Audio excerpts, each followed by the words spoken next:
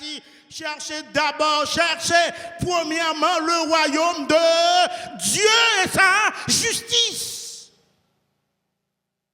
Si ce n'est pas ça qu'on fait, eh bien, c'est notre marinade, tout ça qu'on fait, pas égal à rien. Cherchez d'abord le royaume de Dieu et sa justice. Et après quoi, toute l'autre bagaille va venir après. Les gens bien-aimés passent de moins en moins de temps dans la prière, alors que le pouvoir véritable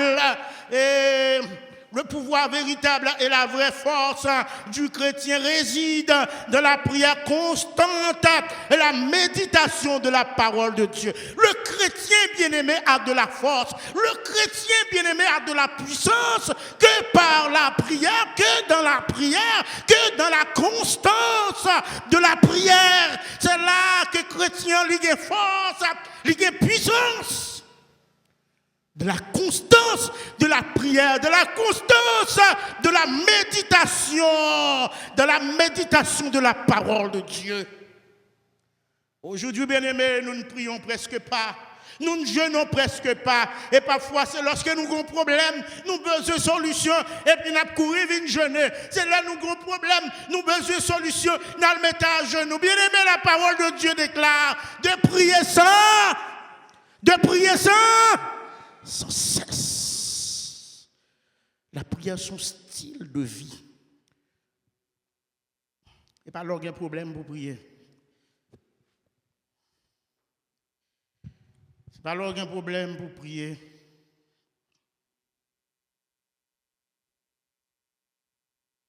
Comme autant, bien-aimé, dans Daniel, chapitre 2, versets 16 à 23.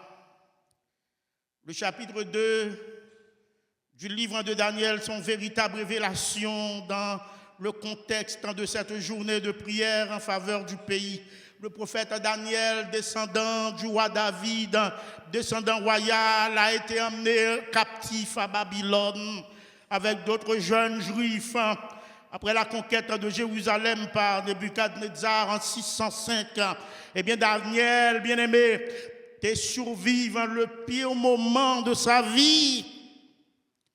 Esclave à Babylone, captif dans un pays étranger, déraciné de sa terre natale pour aller dans un pays étranger. Mais bien aimé, malgré il n'était pas dans son pays, malgré il n'était pas parmi son peuple, Daniel pratiquait le jeûne, Daniel pratiquait la prière.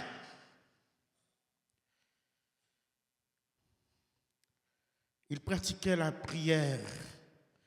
Et avec la prière, Daniel t'a fait la différence. Il t'a fait la différence. Constance de Daniel dans la prière, bien-aimé.